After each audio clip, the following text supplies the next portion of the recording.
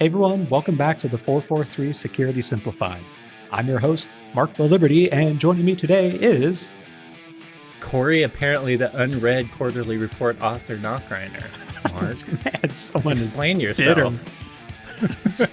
I have to read all your stuff. At your work. I'm sorry, Corey. Next time I will read your hard work contributions to the report. As we are hinting at here, it is time for us to discuss the latest internet security report out of the WatchGuard threat lab. And before I get in any more trouble, let's go ahead and roll our way into that one.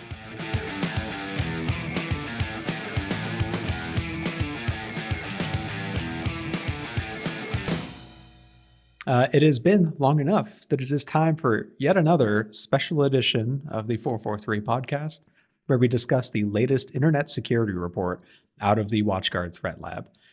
This one will be a little bit different than past ones in that we're actually doing this podcast before we do our typical webinar on it, which means this might be, if you haven't already read the report, first time you get some of the cool stats and findings that we had out of it.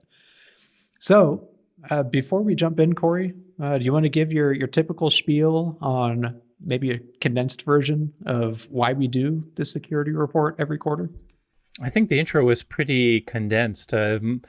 My joke at the beginning of this intro was, I think we've all seen the movies where there's like a heist team or a military team, like, oh, we have this great plan we're going to make. We studied the way attackers attack, and we're going to defeat them by making this really great plan. But then the old experienced guy says that no plan survives the first battle with the adversary.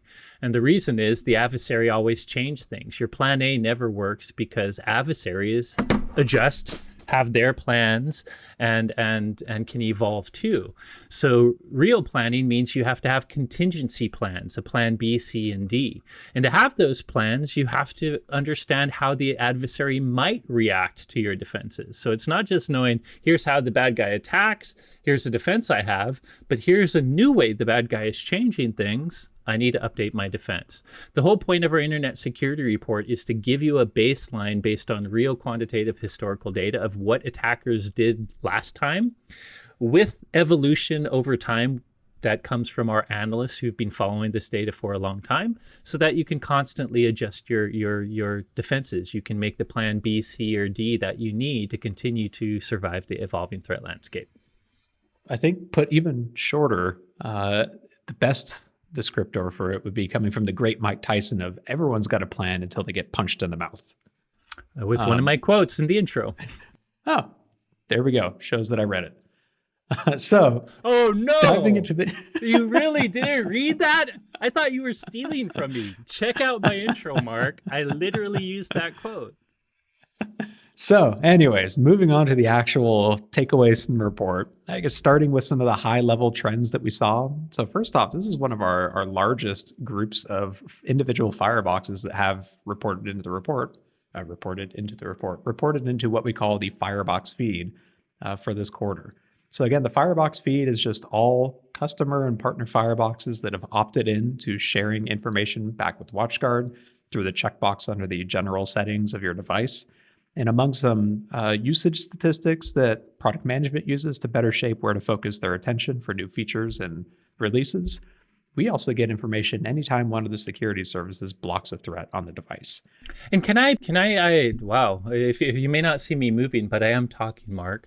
If I can add to that, we're privacy advocates. So we often make fun of Facebook and talk about trying not to share too much information with companies if they don't need it. I want to be very clear that the information we're gathering, we're very sensitive about your privacy. So we are anonymizing data. The only thing that we really get that could be connected to you in any way is an external IP of the reporting firebox that we see anyways.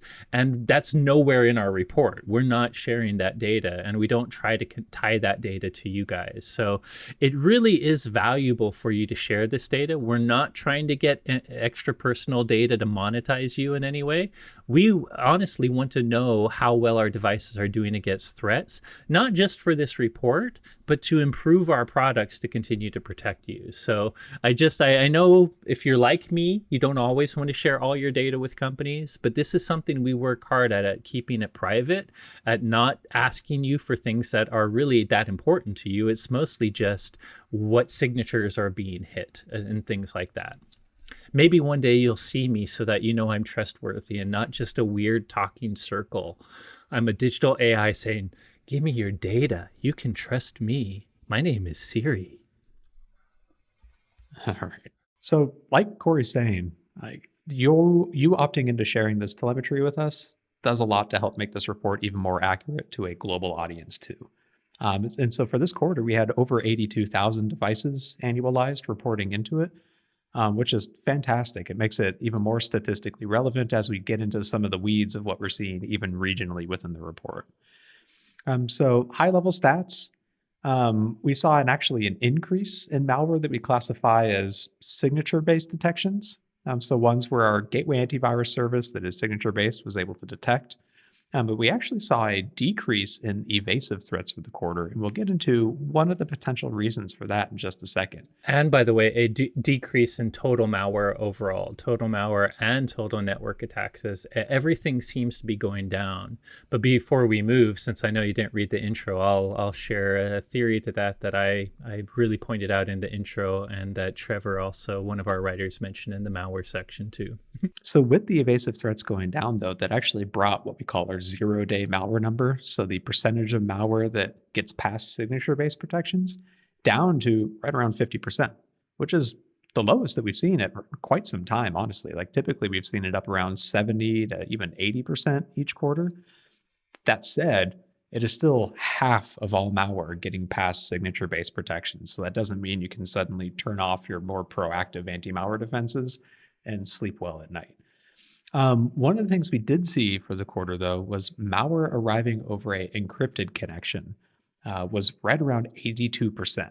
So we can extrapolate this, I guess, backing up first and foremost, the percentage of our customers and Firebox owners, and I'd be willing to bet UTM users in general, that enable HTTPS decryption in order to inspect these encrypted connections is still considerably low. Like I think right around 20%. It's right around 20%. Yeah, Trevor, basically 4/5 of our Fireboxes do not enable it. So just barely 20%, if not a little bit under that, actually enable inspecting TLS traffic. So know that when you do turn that on, 82% of the malware you receive is through that encryption. So we can't tell you if that's true for the other 80%, but we feel like the ratio holds. It's probably going to. And the fact that 80% of people don't do this is a big hole in our data, a hole that we can't do anything about. So one of the theories, and I don't want to get too far into it, but you'll hear there's a particular malware sample that it was on our top encrypted threat, but it was so prevalent, it was also on our top 10 list, period. And our top 10 list will include threats that are both encrypted and not encrypted. But the thing was, it made it to the top 3 of our top 10 list, and 100% of that was found only in encrypted traffic. If you look at the numbers we found in our general top 10 list, it was the exact same number of detections. So that really kind of opened our eyes that we may not be seeing the whole picture because so many people are not decrypting this traffic. And this, for the past 3 quarters, malware and network attacks have gone down. That is unusual over the many years Mark and I have done this. There have been periods it has gone up and down, but the general line over time has been up. That has changed, and my feeling now, we can't perfectly prove this yet, but the indicators that we are seeing is actually malware may continue to be going up, but we're learning less and less about it because so many customers are not doing this decryption. So I point this out not because we turned it on so our report is better. you're missing a lot of malware if you're not doing this. And this is proof that not only are you missing malware, it's in volumes that our trends may no longer be entirely accurate unless you pay more attention to our encrypted trends. And while we track encrypted malware more than we do network connections, this could also explain network connections, because while IPS will work both encrypted and unencrypted, if you're not decrypting HTTPS traffic, you're missing some of the potential coverage of IPS too. So we have told you in many, many reports that we highly recommend you use this functionality. Granted, endpoint protection will help you too. If you're not doing this, I know smart people realize there's other avenues to catch those threats, but why wait for the endpoint? You really want to catch this before it becomes a problem, because there's other evasion that can get past the endpoint. So the main thing I wanted to add, Mark, is this decline we've seen in the past 3 quarters, we're starting to get indicators that it may not be a true picture. And the reason we don't have the true picture is so few people are contributing to our encrypted view of attacks. And I get it. It used to be comparatively difficult to set up if you didn't have like a PKI environment within your organization. But these days, if you're running Active Directory, which you most likely are in some flavor or another, it's incredibly simple to get the right certificate ecosystem set up. Like, it's already there in Active Directory, and it's just a matter of signing a certificate and importing it on the Firebox. We've gone a long ways for us, speaking specifically as WatchGuard, to add good defaults to a lot of the proxies to get around some of the applications that use things like certificate pinning and stuff. And I would recommend, like, as you roll it out, do it like in a metered approach to smaller organization units and then expand it out. But basically, the investment that it takes in order to enable and set up this feature is going to pay dividends down the road to maintaining that layered approach to security instead of just relying on your endpoint to keep you safe. And meanwhile, if our trends continue to show people not doing it, it doesn't mean our top 10 list doesn't have some value, but I would pay more attention to the lists where we do see what's happening in encryption, because I suspect the more real trends are going to be seen there, and that the surface trends, including the general decrease, may just be on the surface, and we have to look deeper, or you have to turn on the functionality to look deeper for us to know more. Yep. So speaking of that one that you just mentioned there, in terms of individual malware threats we saw, the detection name or logic name was Agent IIQ. And like Corey said, it was top 3 by volume, just total. But the 100% of it came over an encrypted connection. So you could imagine if a higher percentage of devices were using HTTPS decryption, this thing would just be astronomical in the amount of detection. I'm sure it would be number 1. I mean, I can't, It's one of those, if you watch, what's his name? It's something I know, but I can't prove. I can't prove that it would be our number 1 threat by far, but I know it is. And it's just because it's number 3 from 20% of devices out there. Exactly. So this one, it's actually interesting that it isn't a traditional malware payload. It's more of a detection of a phishing toolkit that we see commonly targeting Google and Office 365 logins. And that also explains why we see it entirely in this year or this quarter over an encrypted connection. And that these days, the overwhelming majority of internet traffic in general is HTTPS encrypted, thanks to Let's Encrypt making it simple for anyone, legitimate or malicious, to add encryption to their applications. It means that attacks like this or techniques like this are going to increasingly come over these encrypted connections.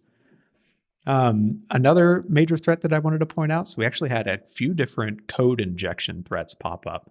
But if you look at the report, one of the big trends we saw revolved around, I don't want to say they're fully putting on their pirate hat, but at least people trying to get free software from locations. If you're downloading a cracking studio, you are fully putting on your pirate. What can you do with cracking software other than pirate?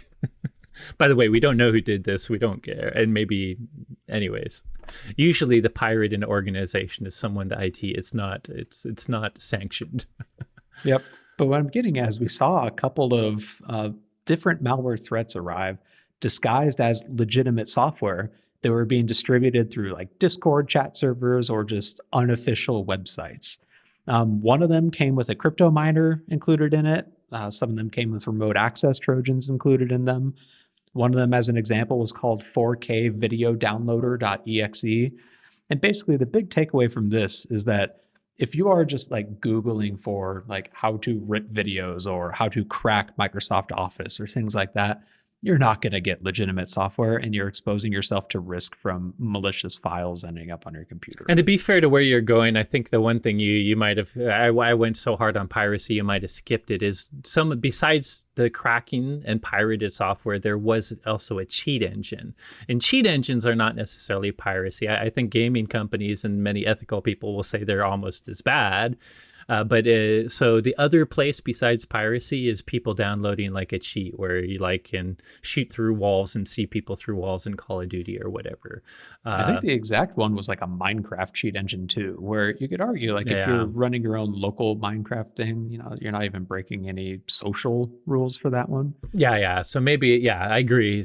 But do realize that, whenever you get something for free, piracy especially, look for malware. But even these cheat engines, often to be honest, the people behind them, they still have to find software vulnerabilities, and they're acting very much like the people that pirate software, and they're going against the game company. The game companies are actively finding ways to block them.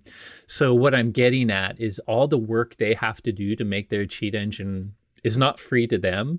So I think they attach to malware as often as some of the piracy programs, even if they're not illegal on their own. They're giving the cheat engine away for free sometimes, so they have to recoup it. Although in this case, I believe it was you can buy these cheat engines too, and I believe one of the cheat engines that we see is sold legitimately on the website. Whether or not you consider it legitimate program, they do sell it, but somebody might have pirated the cheat engine and added malware to it, if I remember correctly. Is that right, Mark? Could imagine, if a 12-year-old just wants their Minecraft cheat engine and they don't have access to their parents' credit card, they will probably end up stumbling upon this application and getting a remote access Trojan and or crypto miner running on their machine. I was going to mention Emotet. Because I jumped so heavily into the encrypted traffic, I don't think we need to talk about it because you guys have heard us talk about Emotet from many reports. But despite the fact that Emotet was one version of it was taken down by authorities years ago, it's still showing up quite prevalently, down to number 9 on our list. But realize just because authorities take down botnets don't mean new variants don't come down. So Emotet's still out there. Yeah, good point. So for time's sake, let's hop over into the network attack side of things, which is where we're looking at detections found by our intrusion prevention service on the Firebox appliance. So this is looking for everything from a network attack against a exposed web server to attempted exploitation of vulnerabilities in a client, or even just a network connected application connecting out across the internet. And by the way, just to go really high level, because I don't think you mentioned this in high level stats, I said that network attacks are down too. It's down almost 50%. Network attacks this quarter dropped almost half from last quarter. So if you wonder why I'm in my mind trying to figure out why we're seeing less of attacks, and I'm talking about encryption, which can apply to network attacks too. We just don't look at encrypted. We don't call out encrypted as much there. Just know it's, besides the trends Mark will talk about, general detections are down 50%. Could be good news for, like, if it's truly down, that's great. That just makes our defender life easier. But I still suspect that we're not seeing a hidden picture due to encrypted traffic. Yep.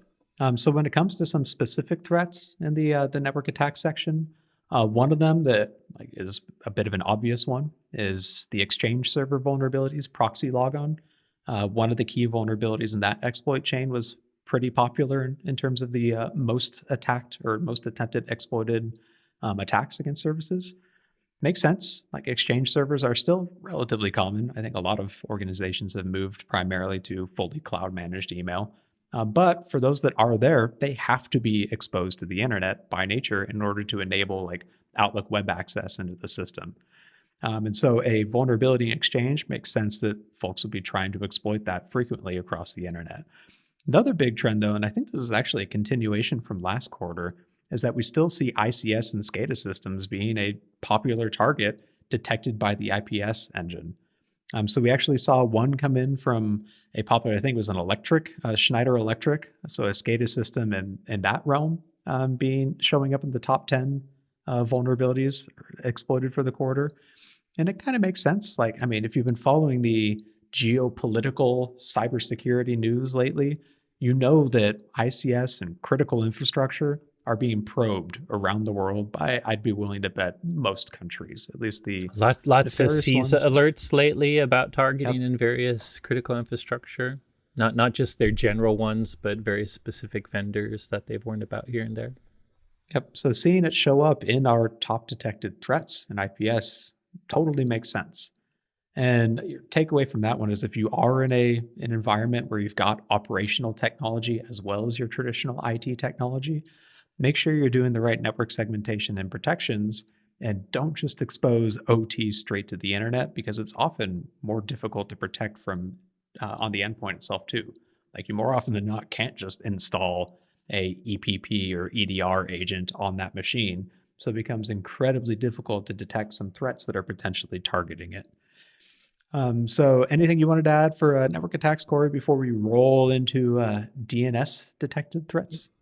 No, keep moving.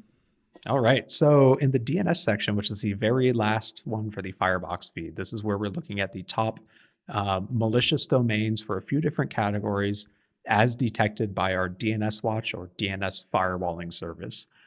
So while we detect a wide range of threats, in the quarter, we look at three main categories, and that's malware domains. So ones involved either in the distribution or command and control layer for a malware attack, compromised websites, which are otherwise legitimate websites that have been compromised to deliver a phish or malware or something along those lines, and phishing websites, which are, as you could probably guess, a domain that is designed specifically to be used within a phishing attack.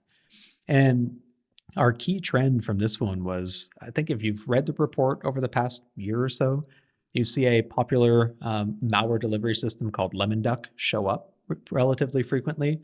And historically, we've seen it delivering cryptocurrency miners to unsuspecting victims. This quarter, though, a lot of the threats we saw were actually delivering Emotet. So the botnet that Corey mentioned, the US government and technology partners keep trying to kill but can't seem to keep dead. Well, they probably have killed one of the criminal groups. It's just unfortunately Yes. malware tends to find its way to multiple groups and be reused. Yeah, so we saw actually Lemon Duck delivering malware domains show up multiple times in the top 10 malicious domains list for this last quarter. The good news is by showing up in this list, it means we detected it and blocked it. And so if you're using DNS firewalling services, it'll help protect you against this style of threat. One of the great benefits, aside from protecting users from phishing attacks, is this malware-based threat detection, where even if a machine becomes, infected with some remote access Trojan, if you can identify that outbound connectivity to the command and control server and block that from occurring, yes, the machine is infected, but there's no way for the adversary to communicate with it and use that access to move laterally across your organization. So this is another great example of where a layered approach to security is so important to organizations. I think the other one I'd highlight is we saw a interesting JavaScript obfuscation exploit kit show up. So JavaScript exploit kits, basically they fingerprint your web browser to figure out what version it's on.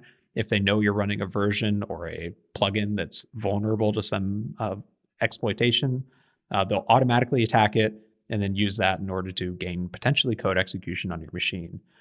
The signature that we saw pop up new this quarter also involved obfuscation attempts in there to both make it more difficult to detect from a technical control like this and significantly more difficult to analyze for analytic teams trying to find these vulnerabilities. So anyways, that's it for the Firebox feed component of the report. Now let's transition into the endpoint component. So it's been a couple of years now since we originally added this, but in the endpoint section, we look at the telemetry we gather from the Panda 8360 client, as well as the WatchGuard EPDR agents as they detect threats on endpoints themselves. And this gives us a bit of a different view than the network-based threats that we see on the Firebox. So on the Firebox, because of where it's positioned, By the way, we tend to... I know I'm hammering it home a ton. There's two reasons for this. This is one, because sometimes sometimes the actual final malware payload that they want on the endpoint is not the first thing delivered because of evasion. What they deliver over the network is stager and droppers. But the other reason is probably encryption, right? If your network can't see it, endpoint is where at the end of the day, when the payload hits that, it's decrypt, the HTTPS connection that might have brought it in is decrypted at the client, and you finally see the real thing that's coming through. Sorry, keep going. Exactly. Yeah.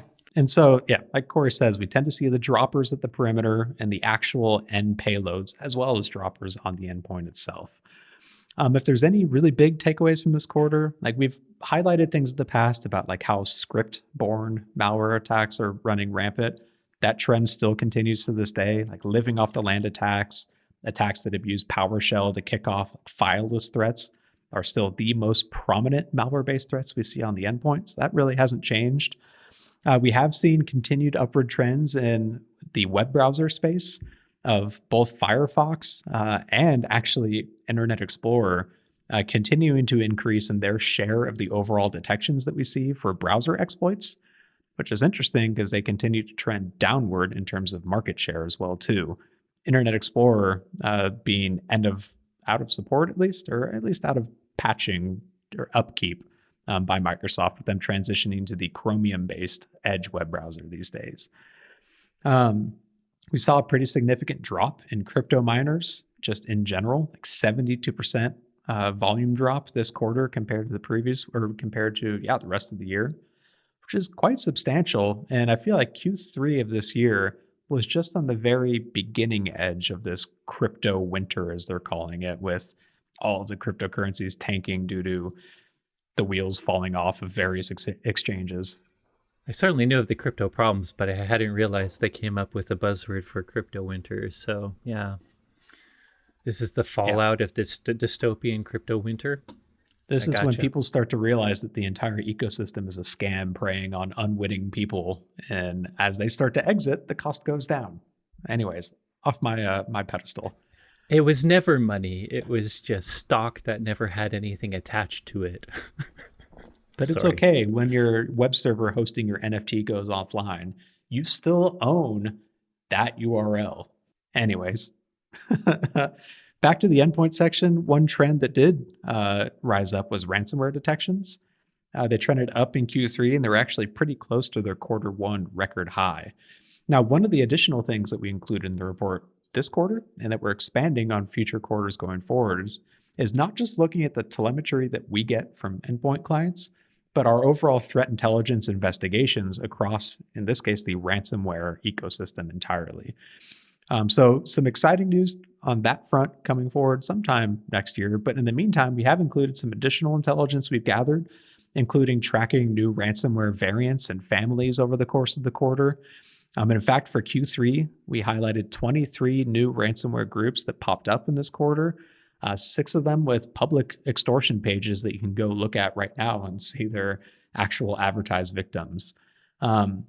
Also tracked of the ransomware variants that we're monitoring, how many of them, or what the most prolific ones are in terms of known victims listed on their websites, their kill lists or bragging lists or whatever you want to call them. The most prolific one by a pretty substantial margin was Lockbit in this last quarter, where it had 211 advertised victims over the course of the quarter, which is pretty insane. I think the second most one was only at like 50 or something, which was, by the way, not surprising if you're following security news. Lockbit has been all over the news, but it's always nice to see. I mean, we don't want to see anyone get hit by anything. Word carefully. Our trends seem to confirm why that's so newsworthy. Yep, exactly. So again, endpoint section is one of my favorite. We get to see some of the really high level stats for all of our detections across our endpoint clients. I know we went through this pretty quickly. If you want to check out the deep dive into a lot of these malware threats we talked about, definitely check out the report itself, watchguard.com/security report, I believe. By the time you listen to this, it's published as of recording right now too. Yeah. By the way, some conclusive tip highlights at the end. Mark has been sharing all throughout the report. We share tips, and Mark has point-wise been sharing tips on some of the findings. But just remember, at the end, you need to take care of encrypted traffic, whether it's at the endpoint or network, and I recommend both. Yes, if you have really good endpoint protection, All endpoint protection gets an opportunity to see the final files being downloaded, but there's ways to evade that too. So I highly recommend turning on network encryption. Mark talked about one of the point tips about privacy. One of my concluding tips is from an organization level, we all have acceptable use policies. Make sure that piracy is represented there, and not just from a legal stealing perspective, but you hopefully your people know they shouldn't be pirating software simply for the legal reason. But it's good to just mention in the acceptable use policy that it also has a danger of being attached to malware and threats, and that's part of why you have this policy against it. I get that some people consider acceptable use as just the rules, so people need to follow them and just be quiet. I think if you explain why you have certain policies, that users are more apt to follow them. So let them know piracy is not just a legal issue, but it's a malware issue too.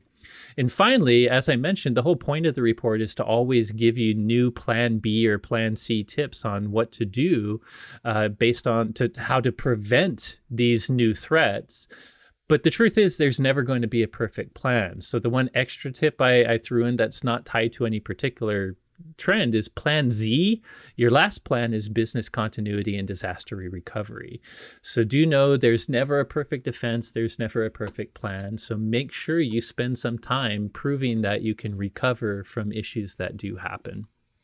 And that one's critical. Make sure you test it as well too. And that doesn't mean rip out the cord on your server and see if you can respond to the fire. It just means sitting down with the business owners and the folks that would be responding to a disaster and walk through your actual procedures with a simulated event, and just walk through the steps of, okay, this happened. What would we have to do first? And what would we need to for our additional steps before bringing this system back online? That can go a long ways.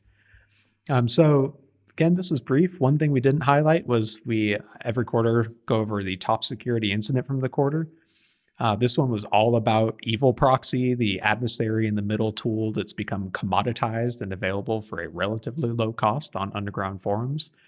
Do a bit of a deep dive of how it works and how to protect yourself from it in the report itself too. Again, if you want to read the report in all of its 30-something, 40-something page glory, or just the executive highlights, it's watchguard.com/security report. So with that, man, I guess time to start your reading and time for us to get chugging on the Q4 report now that it's, we got a couple of days and then we'll get rolling. Hey everyone, thanks again for listening. As always, if you enjoyed today's episode, don't forget to rate, review, and subscribe. If you had any questions on today's topics or suggestions for future episode topics, please reach out to us on Twitter.